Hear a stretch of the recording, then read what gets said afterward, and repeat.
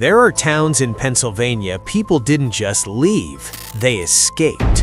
Entire communities abandoned, homes left behind, and locals who still won't explain what went wrong. Tonight, we count down the 10 creepiest towns in Pennsylvania, and each one gets darker as the list goes on. Number 10. The Vanishing Railroad Town, Pithole, Pennsylvania. Pithole sounds like a joke. And for a while, it was. In the 1860s, this place exploded overnight. Literally, oil was discovered nearby, and Pithole became one of the fastest-growing towns in America. At its peak, more than 15,000 people lived here. There were hotels, saloons, churches, newspapers, a stock exchange, even a theater. Then, it vanished. Within just a few years, the oil dried up, investors fled. Businesses closed, families packed what they could and left. But here's the part that makes Pithole unsettling. People didn't leave slowly. They left suddenly. Buildings were abandoned mid-use. Furniture was left behind. Personal belongings were scattered like people expected to come back the next day. They didn't. Today, Pithole is deep in the woods. No town, no streets, just trails and foundations sinking back into the earth. But visitors say the area feels crowded, not visually, emotionally.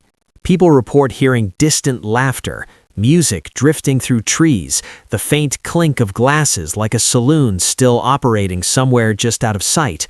Some say they hear footsteps matching their pace behind them, only to stop when they stop.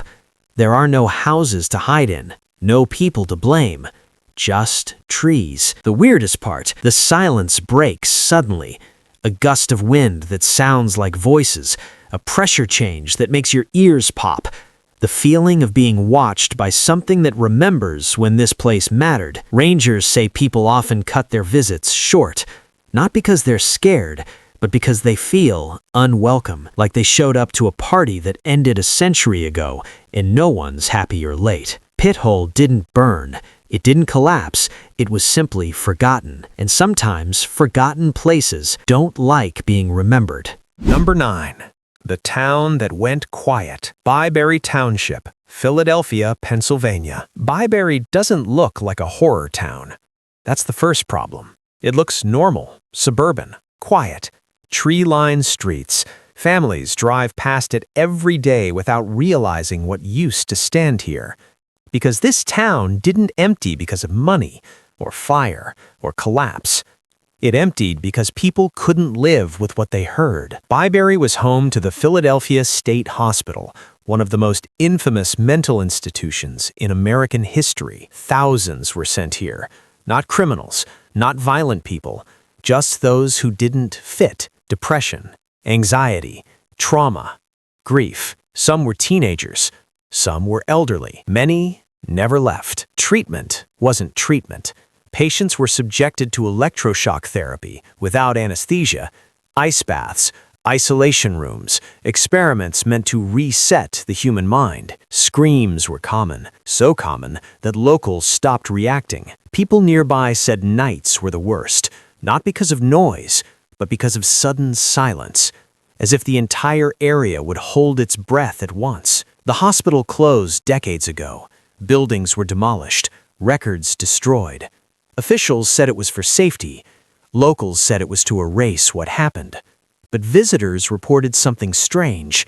Even after demolition, people heard doors slam, footsteps in open fields, voices calling names where buildings no longer stood. Some described intense pressure in their chest, sudden sadness, or panic attacks without reason. Animals refused to cross certain patches of land.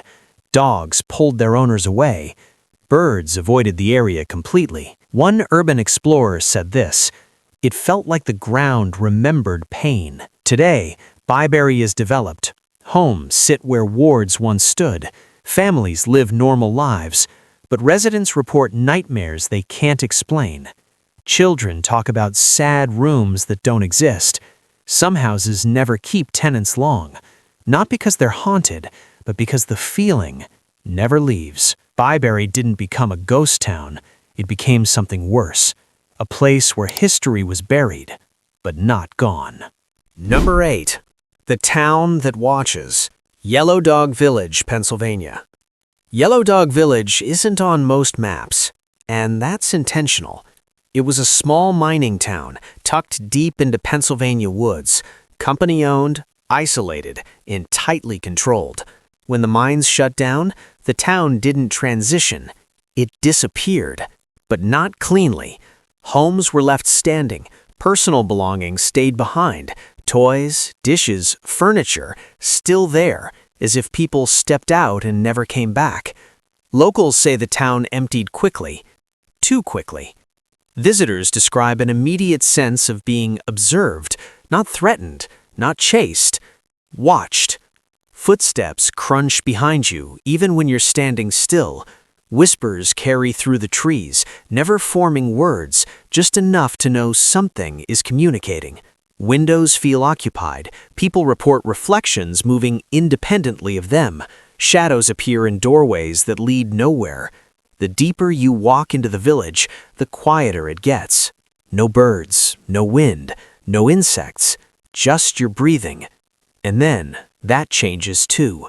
Some visitors say they hear breathing that isn't theirs. Low, close, patient. Cameras malfunction constantly here. Batteries drain, footage corrupts, audio records static where voices should be. One explorer described the feeling like this: "It wasn't angry, it was curious. And curiosity is worse." Locals avoid the area completely. Hunters won't cross the boundary. Even experienced woodsmen say the place messes with direction. You walk straight and end up back where you started. No one reports seeing anything clearly, and that's the problem. Yellow Dog doesn't show itself. It observes, and people don't stay long enough to find out why. Number 7. The Town That Answers Back. Byron, Pennsylvania. Byron isn't empty. It's quiet, and there's a difference. This was once a small river town. Mills, rail lines, family homes packed close together. When industry left, the town should have faded slowly. Instead, people say Byron changed. Residents reported hearing voices calling from empty buildings. Not shouting, not screaming, calling. Neighbors would check on each other, thinking someone needed help. No one ever did. The voices started using names, correct ones. That's when people began leaving. Visitors today report hearing footsteps match their pace on wooden floors that should have collapsed years ago.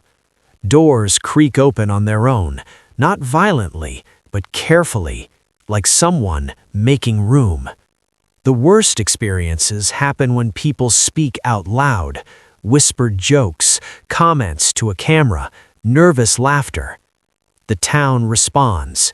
A bang from another room, a knock from behind, a voice repeating the last word you said. Not mocking, practicing. Audio recordings pick up conversations no one remembers having. EVPs contain phrases visitors swear they never said until someone points out they whispered them earlier. Locals refuse to talk about Byron, not because they're scared, because acknowledging it makes it feel closer. One former resident said this before moving away: "It listens and it learns." Animals avoid the area. Horses panic. Dogs refuse to step inside buildings. The river nearby is unnaturally still. Even insects seem to avoid the water. Byron doesn't chase people away. It invites them to stay. And once it knows how you sound, it doesn't forget. Number 6. The Town That Pushes Back. Concrete City, Pennsylvania. Concrete City was built to last, literally. Rows of solid concrete homes constructed for coal miners in the early 1900s. No wood, no shortcuts. A town designed to endure anything. Except what happened to it. When the mines closed, residents didn't drift away. They left abruptly. Furniture remained. Personal items were abandoned. Doors were locked from the inside. No fire, no flood, no official disaster, just departure. Visitors describe an immediate physical reaction when entering Concrete City. Pressure in the chest, sudden headaches, ringing ears, a feeling like the air is heavier than it should be. Breathing feels difficult. People say they feel pushed, subtly at first, a nudge on the shoulder, a pull at clothing, the sensation of being guided away from certain buildings. Some ignore it. They don't stay long. Explorers report sudden nausea, dizziness, and intense anxiety with no clear cause. Heart rates spike, knees shake. Several leave without finishing their walkthroughs. The town seems to have boundaries. Cross them, and your body reacts. Cameras glitch, batteries drain, audio becomes distorted, low-frequency hums replacing ambient sound. One visitor described it like this: "It felt like the town didn't want me standing where I was standing." Even during the day, Concrete City feels enclosed. Walls amplify sound, footsteps echo longer than they should. At night, people report hearing dragging sounds, slow, heavy movements between buildings. Not footsteps, weight. Locals won't enter after dark. Some won't enter at all. Not because of stories, because the town makes the decision for you. Concrete City doesn't scare you, it repels you. Number 5. The town that knows you. Centralia, Pennsylvania. Centralia doesn't greet visitors. It notices them. This town didn't fade over decades. It was emptied deliberately, street by street, home by home, until almost nothing remained, all because of a fire underground. A coal seam ignited beneath the town in 1962, and it never went out. The fire spread silently under homes, churches, schools, turning the ground itself into a hazard. Smoke rose from cracks in the streets. Carbon monoxide leaked into basements. The earth became unstable. People were told to leave. Most did. But Centralia didn't become quiet. It became aware. Visitors say the first thing they notice isn't the smoke, it's the warmth. Even in winter, the ground radiates heat. Snow melts in odd patches. Fog rises from places where nothing should be warm. The town feels alive. Paths that look solid crumble suddenly. Pavement cracks open without warning. Sinkholes appear where streets once were. People report hearing voices carried on warm air currents, low, indistinct, but intentional. Some say they hear their name. Phones lose signal, GPS drifts, compasses fail. Time feels off. A short visit stretches longer than expected. Clocks don't match car dashboards. People leave feeling disoriented, drained, uneasy. Animals won't stay. Birds avoid the area, pets panic, horses refuse to approach. The fire is expected to burn for another 200+ years, long after the last residents are gone. Centralia doesn't chase people away, it waits. It heats the ground, it cracks the roads, it exhales. And when you're there long enough, you get the sense it's not trying to hurt you, it's trying to remind you, this place isn't finished. Number 4. The town that waits. Hillview, Pennsylvania. Hillview wasn't abandoned by accident. It was shut down. Officially, it was a small hillside community. Tight streets, modest homes, quiet routines. Nothing dramatic, nothing newsworthy. Until people started leaving at the same time. Not gradually, all at once. Neighbors packed up within weeks. Homes were locked, vehicles disappeared, entire blocks emptied without explanation. No evacuation order was ever issued, but locals remember warnings, not from authorities, from each other. People spoke quietly about recurring events, Lights turning on by themselves at the same hour every night. Doors opening to find objects moved, but placed neatly. Always neatly. Visitors today describe a strange rhythm to Hillview. Things happen on schedule. Footsteps at the same minute past the hour. Windows reflecting movement even when no one passes. Sounds repeating, exactly, as if the town is running a routine it refuses to abandon. The air feels still. Sound doesn't travel correctly. Conversations feel muffled, like the town absorbs words. People report feeling delayed. You try to leave, and don't. Not physically blocked, just distracted. Checking something, taking one more look, forgetting why you turned around.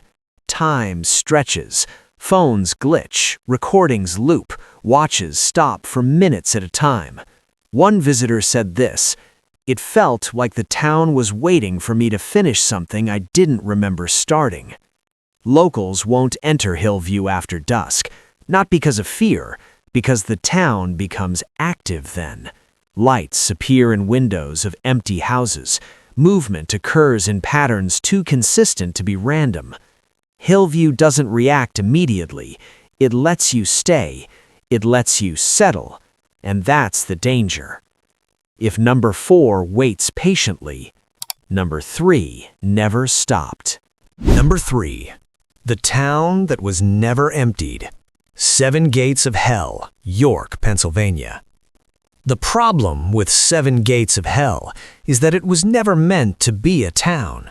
It began as a small residential development on the outskirts of York, just houses, roads, plans for growth. Then, construction stopped.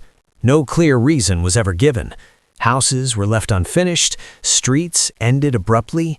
The area slipped back into forest like it had been reclaimed. But people didn't forget it. Locals started noticing changes.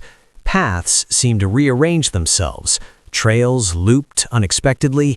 People swore they walked straight and still ended up back where they started. Sounds traveled strangely. Footsteps echoed ahead of you instead of behind you. Voices carried without direction. Laughter appeared where no one stood. And then there were the gates. 7 entry points said to lead deeper into the woods. Each one supposedly harder to reach than the last. Each one described as feeling heavier than the one before. Most people never get past the first, not because they're stopped, because something tells them to turn back. Visitors report intense dread, confusion, and the overwhelming sense of being unwelcome. Cameras malfunction, batteries drain, compasses spin. Some claim they hear breathing close to their ear, not threatening, expectant. People say time behaves strangely here. Hours pass unnoticed, night arrives too quickly, phones show timestamps that don't match memory. One former resident described it like this: "It didn't feel haunted, it felt occupied." Locals avoid the area entirely now, not because of stories, because those who ignore them come back, changed, quieter, distracted, like they left something behind. 7 Gates of Hell doesn't chase people, it lets them wander. And wandering is the point. If number 3 never emptied, number 2 never lets you leave alone. Number 2. The town that follows you. Frickville, Pennsylvania. Frickville looks ordinary. That's how it gets you. Row homes, quiet streets, a familiar Pennsylvania coal town layout. Nothing dramatic, nothing obviously wrong, but Frickville has a reputation locals don't advertise. Because this town doesn't trap you while you're there, it waits until you leave. Residents have reported the same pattern for decades. You spend time in certain areas, usually near abandoned buildings or the old rail lines. You feel uneasy, but nothing happens. Then you go home. That's when it starts. Footsteps in hallways, knocking from inside walls, objects moved slightly, never enough to be obvious, just enough to make you doubt yourself. People hear voices calling from other rooms using familiar tones, not threatening, not loud, personal. Nightmares begin, repetitive ones, always involving streets that look like Frickville but aren't quite right. Animals react first. Dogs stare at corners. Cats refuse to enter rooms. Birds panic suddenly for no reason. Neighbors report the same experiences without knowing each other talked. That's what made Frickville infamous. Not a single story, but patterns. Some residents leave and feel relief almost immediately. Others say the feeling lingers for weeks or years. A few claim it never stops. They stop talking about it eventually, not because it ends, because talking about it seems to make it stronger.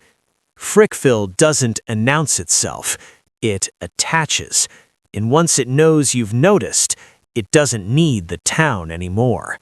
If number 2 follows you, number 1 never lets you forget. Number 1. The town that remembers. Gettysburg, Pennsylvania. Gettysburg isn't abandoned.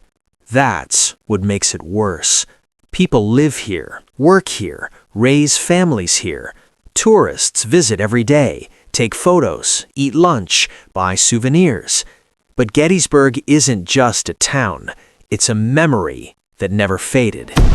In just 3 days during the Civil War, more than 50,000 soldiers were killed, wounded, or went missing on this land. Bodies covered fields, makeshift hospitals overflowed, blood soaked into soil that was never meant to hold it, and the town absorbed all of it. Visitors don't usually notice anything at first. That comes later. A sudden heaviness in the chest, a wave of sadness that doesn't belong to them, an urge to stop walking, to sit down, to breathe. People report hearing footsteps in open fields, not marching, not running, walking. Voices drift through fog, cannon fire echoes without sound, smells of gunpowder appear and vanish. Some see soldiers, not clearly, reflections in glass, shapes in the mist, figures that disappear when focused on directly. Park rangers document incidents quietly. People faint. People cry uncontrollably. People leave early without knowing why. Multiple visitors, strangers, report the same emotions at the same locations. That's what separates Gettysburg from every other town on this list. It doesn't target individuals, it affects groups. Animals react too. Horses panic, dogs refuse to move forward, birds go silent in certain areas without warning. Locals say you don't get scared here, you get overwhelmed, as if the land is sharing something with you. Grief, fear, confusion, loss. Gettysburg doesn't feel angry. It feels full. Full of memories that never found a place to go. People say the town isn't haunted by spirits. It's haunted by moments. And moments don't fade. They replay. Over and over. Gettysburg doesn't follow you home. It stays exactly where it is. But once you've been there, a part of you stays too. And that's why it's number 1. Because Gettysburg doesn't want attention. It already has your memory.